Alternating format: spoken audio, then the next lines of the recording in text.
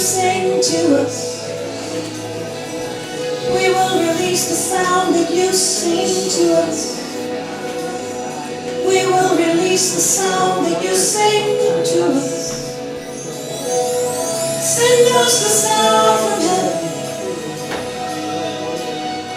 Send us the sound from heaven. Your worshipers are standing, ready to hear the sound from heaven.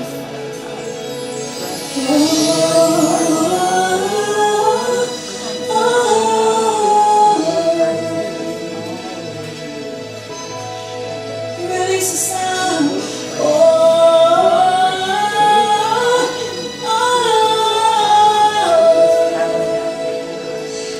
Send us the sound.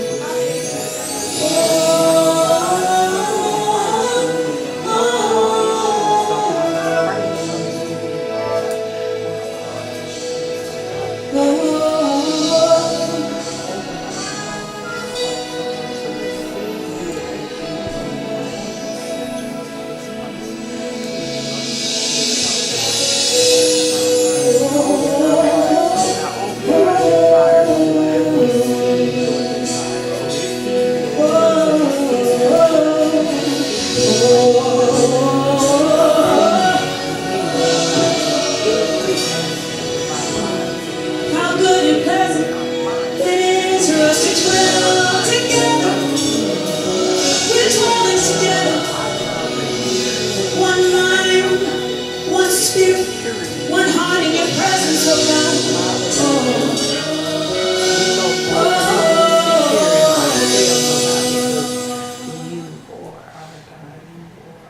Good morning, everyone. I know some of y'all can't talk to me. It's all right. We counted the God. We ain't gonna count the you.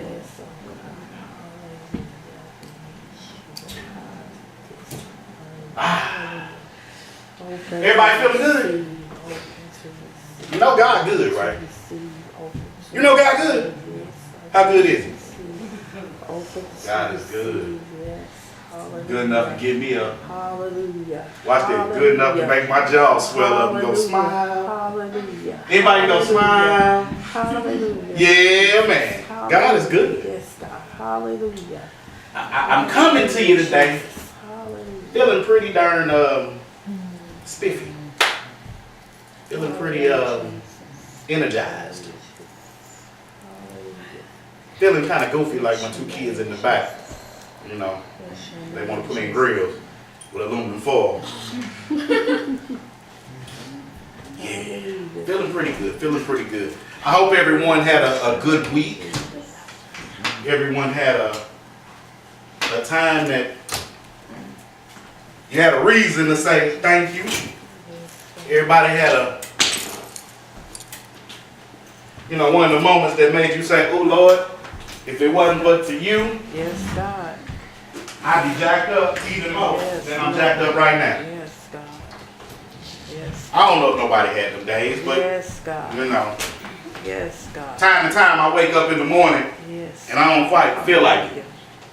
Bless your name, Jesus. You know, Hallelujah. last night in studying, Hallelujah. I didn't quite feel like it. Jesus. Oh, You know, I'm like, Lord, I want to kick it. I should be able to relax and have a good time just like everybody else. And he said, son, I need you to be prepared.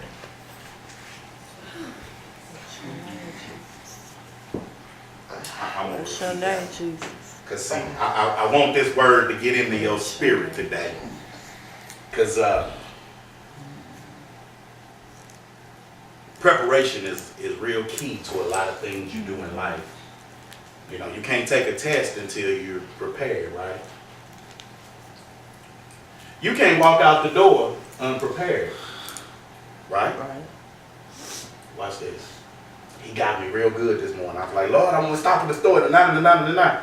And he said, because you were in a rush, because you were dealing with your circumstances of this morning, you forgot your wallet, which means that you're not prepared.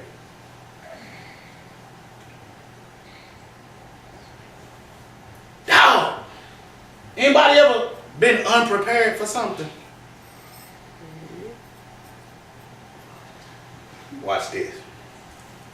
Somebody once told you, do this because this is about to happen. Get this done so you don't have to do it later on. My mama was real good at this back in the day. She would get on my nerves. She got on my nerves. I ain't supposed to say that out loud, but she got on my nerves. Because, you know, she'd always say, if you do your homework and your chores first, you can go outside and play until it get dark. Well, the problem was I got out of school at 2 and I had a lot of homework. And, you know, my mama was one of the ones where, I don't know what it was, but she was like super meticulous about cleaning. You know, I didn't think it was really all that necessary at that point in time. So, I had a hard time doing what I was told to do, but then I wasn't prepared to go outside. Because not knowing that, start having fun. You know, I was one of the bad kids, so I used to get hurt all the time. You know, we playing Killer Man with the football. You know, we wasn't too bright. We played on concrete. And in cemeteries where, you know, you could run in the concrete. And, you know, we wasn't all that bright. And this one time she said, I'll never forget, I was probably a freshman in high school. And I didn't really care. I was like, you know what, I'm going to go. She ain't at home. Ain't nobody paying no attention.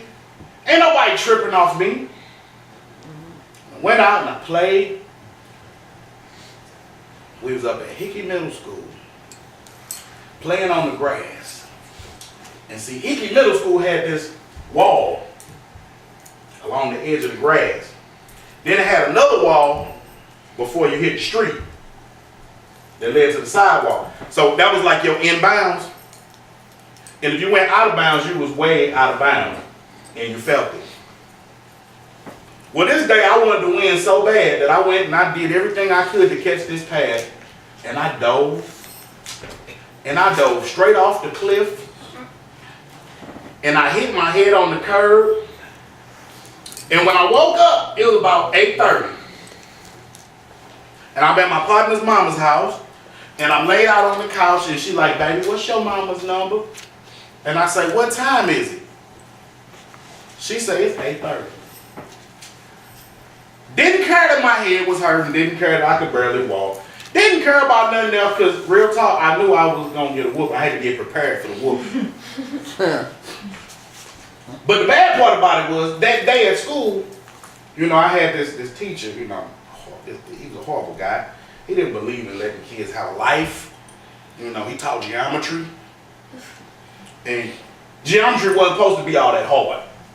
But he made geometry so hard that if you didn't study, he was going to fail you. And if you did study, he was going to barely fail you.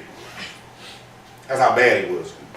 He literally said, I've not given out an A in 6 years. There's a guy right now who only B came in that man's class. And he's an engineer for NASA right now. The only B ever got. And I'm sitting there and I'm like, this man don't give out A. And I got to study. But I ain't prepared. And I stayed up all night and all night and all night. And I got up in there and I was tired. Tired. And I fell asleep on the test. All because I didn't take the time to prepare. Now, I'm going to tell you a little secret. Here go the killer. It wasn't like he sprung this test on us the day of or the day before. I knew this test was coming weeks in advance. I had warning of this particular test. I had warning of the consequences that were going to come behind not paying attention in class, going home and regularly studying, you know, if it wasn't under 20 minutes a day, you know, I'm going to say that again, if it wasn't under 20 minutes a day. But But I had other things that I wanted to do because studying and getting prepared took work. It took a little sacrifice. Watch this. It took for me to make up my mind that whatever I was preparing for was important.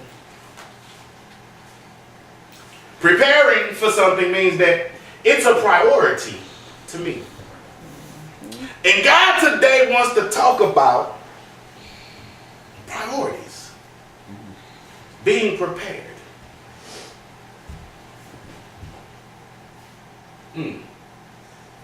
Let's see.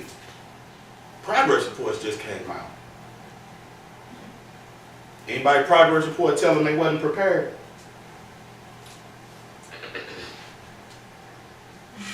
Watch that. If it wasn't all A's, I guess you didn't prepare long enough because it wasn't that much of a priority. Oh, I'm on y'all kids. I'm on y'all kids. But watch this. Let me get on the parents now. Watch this. If it wasn't all A's and you didn't prepare them to prepare, then I guess it wasn't a priority. That don't leave the kids alone because it's in your name and not theirs.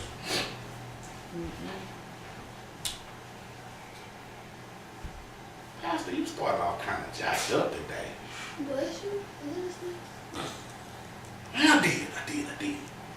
But I come to you today in regards to being prepared. And understanding that when you didn't prepare and you're still breathing, that gives you another opportunity. I did it.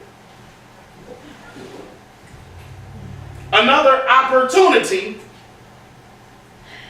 to start all over again.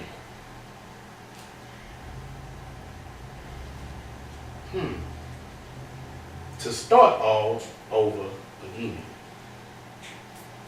Last week we talked about this being a new season with new beginnings, with a new mind and a new heart. And sometimes we do the same things. Don't do me, because I'll have you sitting up here with me. Sometimes, leave it alone. Sometimes, not all the time, but sometimes, we carry yesterday's mess, yesterday's problems, yesterday's worries, yesterday's fears, yesterday's guilt. Watch this. Yesterday's mess up into your new season. God is a God that is forgiving, He's loving, He's kind, He's tender, He's just, but He is Father. Which means that every now and then you got to get that butt. But I want you to understand that if you look at God as Father, that means you have to prepare yourself to deal with Father. How often do we prepare ourselves to deal with Father? I'm not going to preach a sermon on you need to act right, because you already know better. Today's sermon is going to be on how do I change my mind to where my actions, or I'm not worried about my actions. How can I live my life where I'm not worried about the consequence of or the issues of life? Anybody ever live their life and you felt like you was constantly dealing with the consequences of something from days ago, weeks ago, months ago, years ago? What your mama and them did, what your ancestors didn't do. Anybody ever had to deal with that? If my mama would have taught me this, I wouldn't be this way, wait a minute. If she didn't teach you this, you wouldn't be this way. But you recognized that there was a problem, but yet you didn't prepare to deal with the solution. I'm teaching good. I know that just didn't really that didn't light y'all lights up. You know, y'all was just looking at me like, hurry up and get to the point. Well, you got 2 hours, get over it. I remember, and I'm gonna use me, I can't use nobody else, you know. Tell y'all a deep dark secret that don't nobody in the room know, probably but my son. I was 15 years old. And I was a fast little booger. And I had this little girlfriend. I liked this girlfriend. I mean, I really liked her. She was so sweet and honest and innocent. She did all the cool stuff that I liked. She always said yes to whatever I wanted. She was a good girlfriend. And then one day we decided we was going to do the huckabuck. And we huckabucked. And we huckabucked. And we huckabucked. Like we lost our minds. We didn't know what we was doing. We didn't even know what we was feeling. But because somebody told us it felt good, we did it.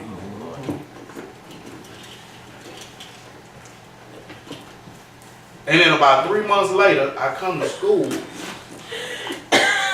And my pretty little girlfriend, you know, the girl that, you know, I jump in front of a moving car for her. Because she made me feel good. No, don't touch it. She told me, Dwayne, I'm pregnant.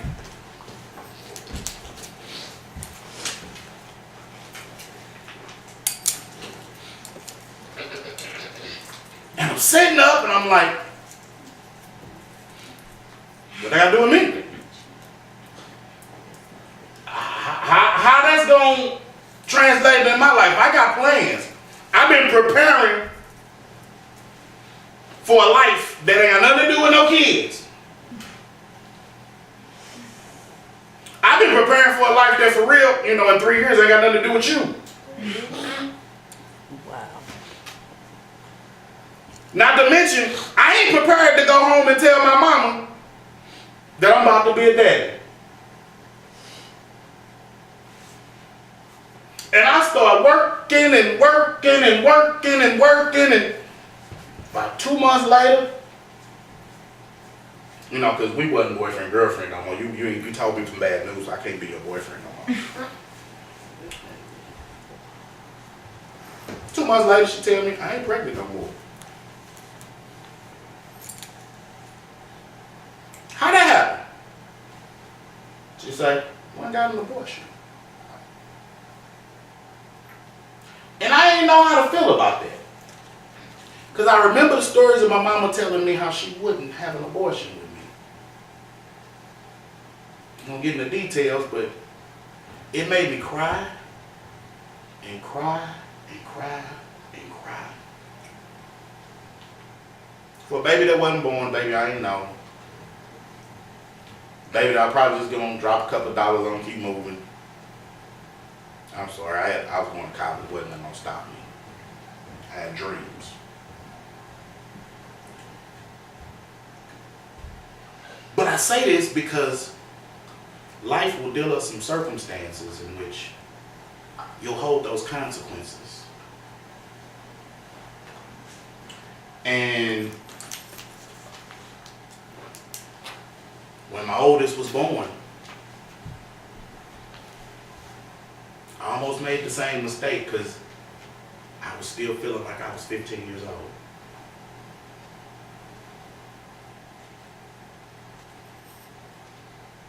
I wasn't prepared yet.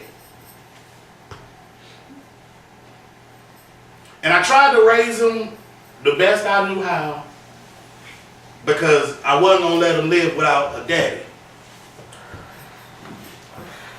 But then I got to telling myself, I ain't even had no daddy. How do I be a daddy to somebody when I ain't have one? So every time I mess up, I use the excuse, I wouldn't have did that if I had a daddy.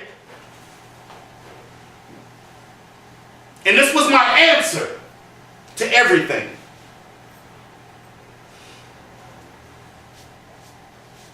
Where am I going with this? Are there places, situations, circumstances that you've dealt with in your life that you really know the answer to, or you know the path to go down, but you're too lazy to prepare, so you just give an answer of what you don't have? You give the answer of the bad rather than seek out the good. Am I in anybody's kitchen, or I'm just by myself on this one? You know, let me go a little further. Wasn't always a good kid. You know, I'm about 9.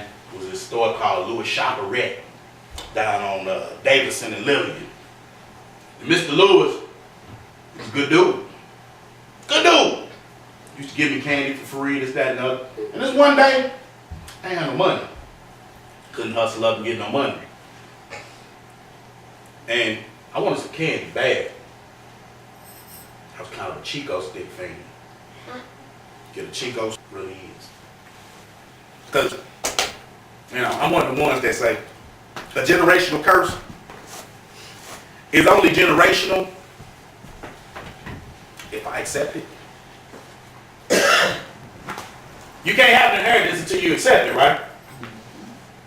Right? Somebody died. They got a bunch of money. The lawyer call you in the office and say, somebody left you such and such and such and such. I don't even know y'all. But they left you $1.5 million. What you gonna do? Are you gonna accept it, or you gonna walk out the office? You gonna accept it, right? Okay. Watch this.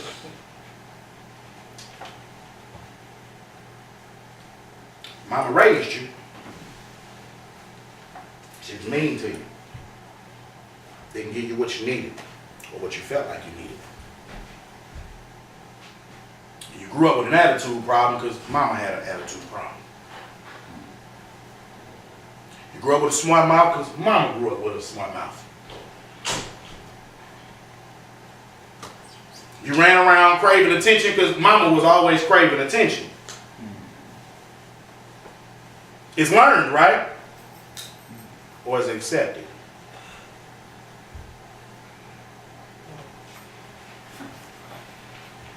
You can learn something and still reject it, can you not? But if you accept it, you make it yours. Your heritage, your lineage, your legacy is yours. If I accept what those behind me didn't do right, or what they didn't think was good, I now walk the path and create a legacy for them. Did I lose anybody? Please say so. Can you repeat it? Your legacy, your inheritance, your heritage is accepted.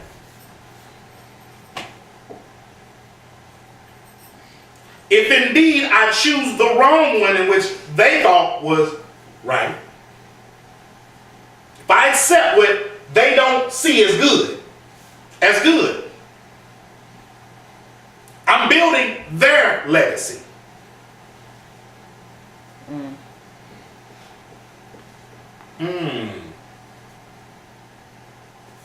Did I lose you? All right. When I was younger, my daddy wasn't quite right, and you know he thought he was on Maury Povich, and he was like, that baby don't look like me, right? And he lived without me. But I met up with my daddy when I was 30, and I sounded like him, I looked just like him. But all of a sudden he started trying to implement his lifestyle into mine.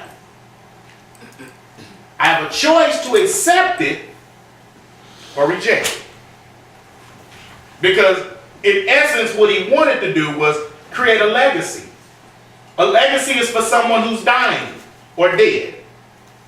When he dies, he wants somebody to be able to carry his name the way that he did. Get it? Okay. And me being humble, I didn't say, you know what, no, nigga, I don't look like you. Remember that? No, I ain't go there. I agreed with him. And I didn't even agree to disagree. You know what I told him? I don't think like you. Take it personal. I know you may not like it, but that ain't how I live. This is how I'm going to live my life. I'm going to try to be agreeable, because you ain't finna steal my peace. I can't sit up and bicker with you word for word, because you got to have the last word. Okay, you got the last word. Deuces, I heard you. I understand. I'm sympathetic to the fact that, guess what? You don't have what I have, but here's what's funny. You want to talk about a legacy? Oh, I got to cancel out his generation, and then I got to cancel his daddy's generation out, and guess what I find behind them? Preachers. Oh.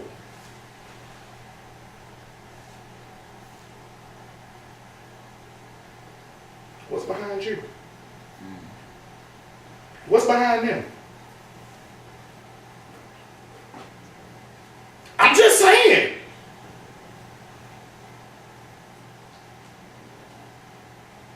The name Colvin sits on Page, right off of North and South. There's a Copeland Missionary Baptist Church that was founded by an Ernest Colvin. The man was a preacher.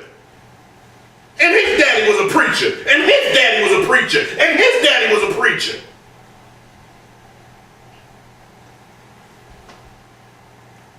Did I miss because I wasn't prepared? Or I didn't prepare myself to go look? Last week we talked about just ask, right? Yeah. Sometimes you just gotta ask God. Okay, that ain't what I like to see. That ain't what seem like you. It don't look like you. It don't feel like you. What's behind them? Maybe they living a lie. What's there? Am I saying that they're horrible? No, they still got a chance. They breathing, right? That tells me God is good. Does it not? God is a God of second chances, third chances, fourth chances, fifth chances, and on and on and on and on and on. But I got a question for you. On the day that God sits back and he sends Jesus back, and Jesus asks you, this is my word.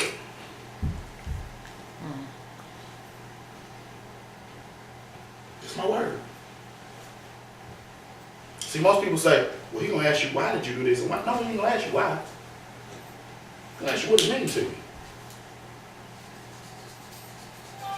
What does it really mean to you? Because real talk, why says I have to convert an action but never have to change this? What it means to you means that there was something on the inside of me that I could reflect on from back there that dictates my action now.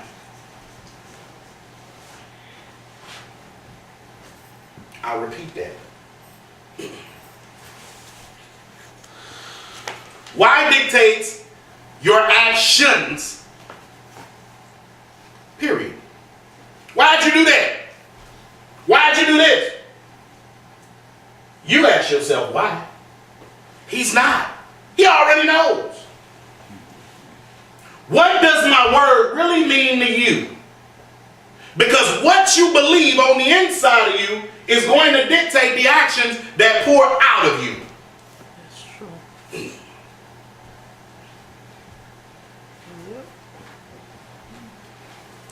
If you believe in an eye for an eye and a tooth for a tooth, you kill my dog, I'm going to kill your cat. That's how you gonna act. Watch this. If you believe that you don't have nothing, you gonna act like you ain't got nothing. If you believe that you're not worthy of getting something, you'll never ask for it.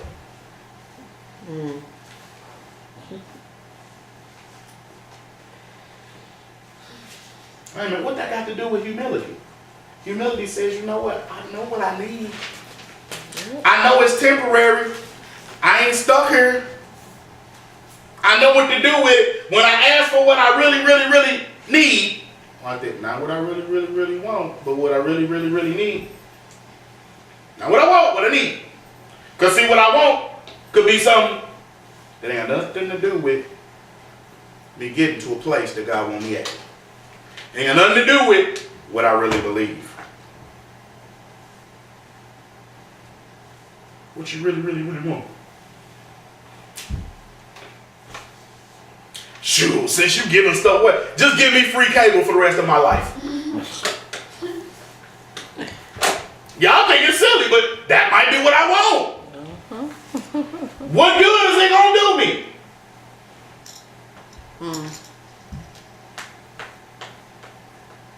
Some folks like, oh, I really want a man. Might have saw somebody last night. Lord, I want that man.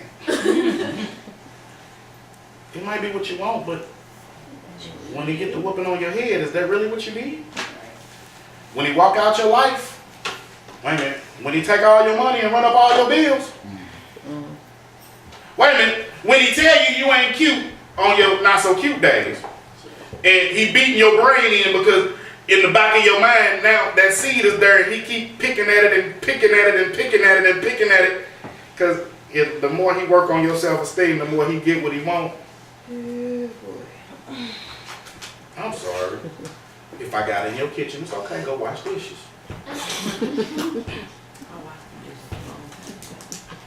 You know what I'm saying? You can ask for a lot of things that you want, but it might not be what you need. Lord, I need a little relief. I need some support. Maybe God cleared everybody out the way for a reason. So that you can take a little time out to see you. So that you can begin to ask him for the preparation of what it is that you're about to go through. And he might just be trying to show you what it is that you're supposed to be doing.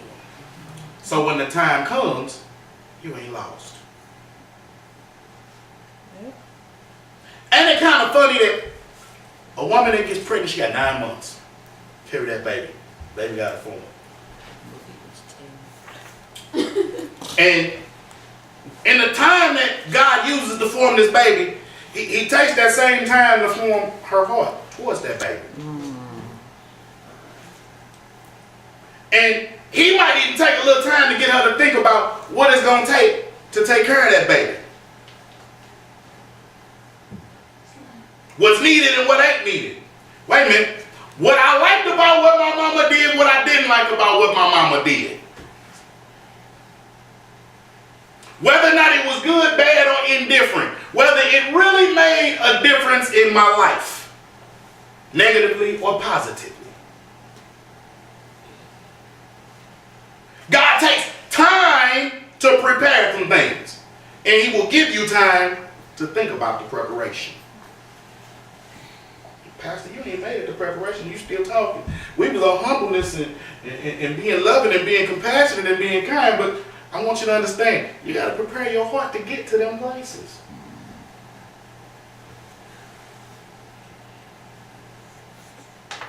You got to prepare your mind to deal with them places.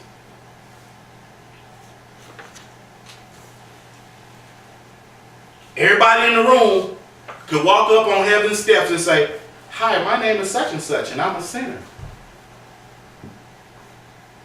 Anybody say they ain't? It's cold out there. Go. And the reason I say that is, if you ain't a sinner, that means you're an angel. Angels got wings. They fly. They go through walls. Matter of fact, I ain't even open the door. Go through the door. Other in that, we all sinners. We all got problems. We all got issues. We all have fell short. And watch this. Just for them few words I gave you, I missed on all of them on several occasions. Anybody else can join me?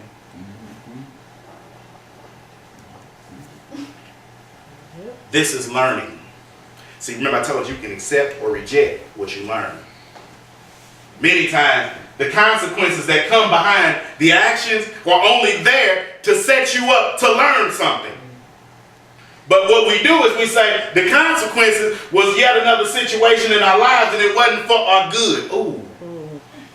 But it was only for your good so you can learn something better. But I got to deal with this for this amount of time. I'm suffering. Suffering brings strength. Anybody ever suffered? Yes, God. See, I be talking about my members all the time. You know, I'm quick to call them a punk. You know, because we all had them, you a punk moments. You know, we was raised, don't be no punk. But let something jump on your back for a minute and ride you. Let that little situation that you don't want to have to deal with for a little bit of time start riding you. Oh, you'll turn into a punk real quick. You start doing things and saying things that was kind of soft to me. But watch this. How many times were we not agreeable with ourselves? How many times were we not sympathetic to our own situation? How many times did we fail to love ourselves? See, when you're not trying to be a punk, you're going against everything that you're seeing. You trying to toughen up. Tough. Man, the hell with that. I'm gonna get it. I'm the man. I got this. Anybody said that? I got this. Yeah. Well, watch this. Somebody try and help you and you won't say nothing. Because in the back of your mind, you thinking about your current situation instead of the one that was coming around the corner to kick you in your butt. You've been warned about it. God told you about it. But yet, what happened was, you know, my money got a little funny. My folks got to talking bad about me, so I ain't quite feeling so good. I ain't getting along with such and such and such today. Won't nobody do nothing for me. You start screaming out the woe is me's. Well, watch this. If you woe is me, can you be agreeable to anything? You ever felt that way? Woe is me. They won't do me right. They just always treat me bad. They can do better than that. They know they can do better than that. But watch this. Can you tell them that now? Because you ain't in agreement with nothing they say. You already fighting. With what I call a guilty conscience. Because you can't throw a guilt trip on nobody unless you got guilt yourself to throw on. Ooh, I got some good stuff coming out today. I'm feeling real bubbly on the inside. Do I feel serious? No, we're gonna rock the scripture.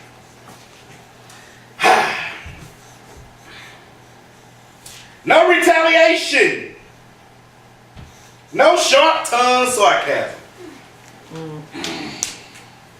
Don't start clearing your throat now. You might want to swallow that. You know, I'm going to tell you a little something about sarcasm. You know what sarcasm is? It's you being mad in the wrong tone. You know, people get sarcastic. You know, they make a joke of it. But for real, they telling their feelings. That's really how you feel on the inside. You start jumping on somebody, but that's really how you feel about yourself. Yeah. Otherwise, you wouldn't have nothing bad to say about it. I think I got a big forehead.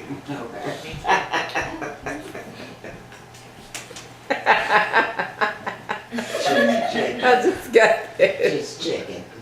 Oh, Lord. Sarcasm ain't doing nothing but telling on yourself. You know, you dropping that little hint like, like that. You think you cute today. you think you cute though. Because in the back of my mind, I'm thinking you ugly. But for real, in the back part of my mind, I'm thinking that I'm ugly. And I don't like the fact that you think you're cuter than me today. So I'm gonna let you know you think you cute. But you ugly. Wow. Just saying. Wow. So instead of opening your mind, talking bad, trying to sneak this somebody, throwing a little shade on them. Ah, yeah, I went there. My Bible says blessed. Whatever it is that you got going on in the back of your mind, down in the depths of your heart that ain't quite, you know, you don't like your insides the way they smell sometimes. Bless. Y'all know y'all talk about it when I say praise Jesus, but it's really a blessing. It is. Wanna know why? So big cake. Because there's a whole bunch of folks that can't do it. And it'll kill them. It'll kill them. Y'all might not like the smell, but guess what? It's a blessing. So guess what? Instead of talking about it, say praise Jesus with me. Because it's a blessing. Wait a minute, my Bible says something real funny here. You ready? That's your job. To bless. You'll be a blessing and also get a blessing. Watch this. If you always giving out the negative, if your answer is always on a bad level, if your answer is, you know, tainted by some dirt on your heart, and you like ditching dirt on other people, you're going to get it thrown back at you. But if you give a blessing, wait a minute, I might not feel blessed. Well, give it. Old wrinkled up preacher once told me, say, if you ain't got it, sow it. Whatever it is you feel like you ain't got, sow it. Watch this. If I ain't got common sense, maybe I need to sow some common sense to somebody. Ooh. I ain't getting enough attention. Maybe I need to give somebody something. Wait a minute. Ain't nobody saying nothing nice to me today. Ain't nobody saying nothing nice to me in a long time. I'm tired of people talking to me back. Say something nice to them. And mean it. But pastor, them actions, no, that's a matter of your heart. Because I'm talking about when you begin to give these things come from your heart. This ain't a gift that you give, you know, I'm just going to give you something because I just want to see you have. No, I'm going to give it to you because guess what?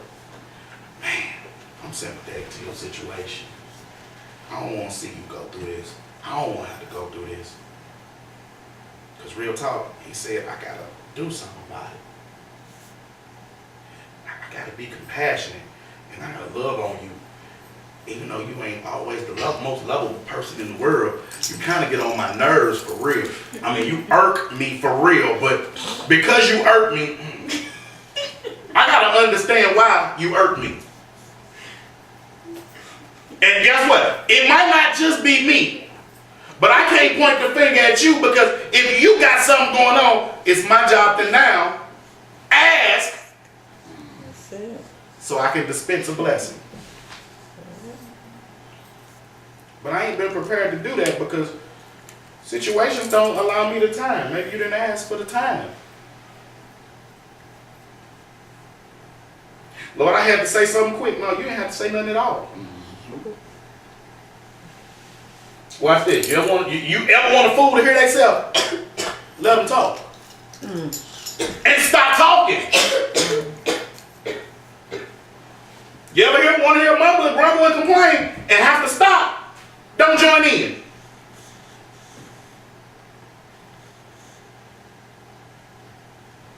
You ever been left in a conversation by yourself where you was talking to somebody and they sitting there and you look at them like their mind is in outer space right now. What in the heck is going on? And they stop talking about what they talking about because in their mind they offended because they feel like what they was talking about wasn't important to you. But for real, instead of me just saying, shut up, that ain't important, I'll let you hear it. For yourself. Why am I gonna hold a conversation with you and you're not agreeable? I don't agree with nothing you say. Why am I gonna tell you?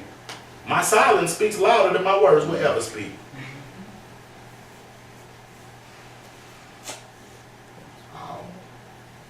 Well, I live in a country that say freedom of speech. That's right. They free to say whatever the hell they want to say. And you free to not say nothing. They say the Fifth Amendment, I plead the Fifth, because I don't want to tell on myself. I don't want to tell you that I can't stand you right now. So I'm going to plead the Fifth. I got whoopings for that too, because I you know. My mom be like, what you look at that? I ain't really trying to hear all that. I plead the Fifth. And I got whooped. I was too smart for my own good, but these are things you got to understand.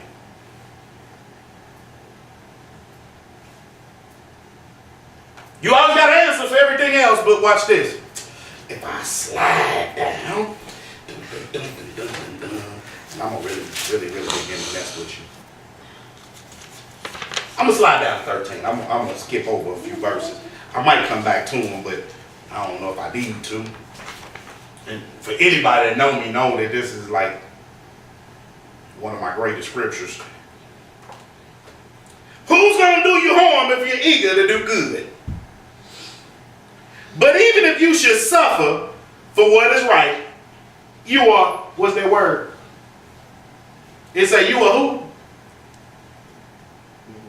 You are blessed. Say it again, you are what? Blessed. Say it again, you are what? Blessed. Even if you suffer, you are still what? Blessed. Wait a minute, if I don't like what they just did to me, I'm still what? Blessed. Wait a minute, I don't like the way that they treat me right about now, but I'm still what? Blessed. Well, I ain't got no money in my pocket, but I'm still what? Blessed. My mama just whooped me, and I can't stand her right now, but I love her. But I'm still what? Blessed.